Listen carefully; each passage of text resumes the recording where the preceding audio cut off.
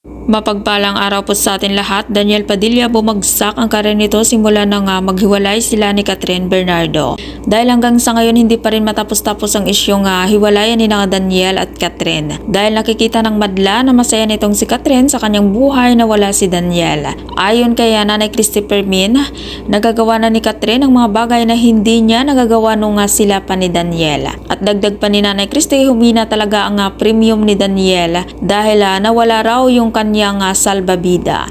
Nang tinutukoy nitong salbabida ay si Kathryn Bernardo. At malinaw daw na ipinaglalagay ng mga netizens na si Kathryn daw talaga ang bumuhat sa Katniel. At ayon naman sa co-host ni Nanay Christy Permin na si Wendell Alvarez, bumagsak daw ang karir ni Daniel sa showbiz at yung kay Kathryn daw ay umariba pataas. At ayon kay Nanay Christy, masakit yung mga komento kay Daniel. Nalulunod si Daniel kasi nga nawala daw yung kanyang salbabidang may hangin na kinakapitan.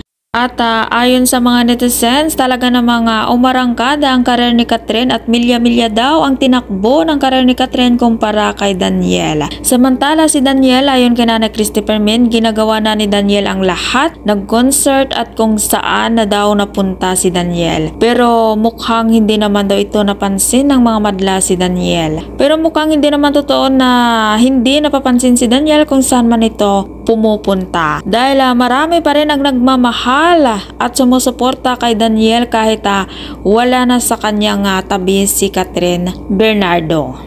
At kung ikaw hindi pa nakasubscribe ng aking channel, mag-subscribe ka na sa aking channel, Ivesky Velasco. Maraming salamat at mapagpalang araw po sa ating lahat.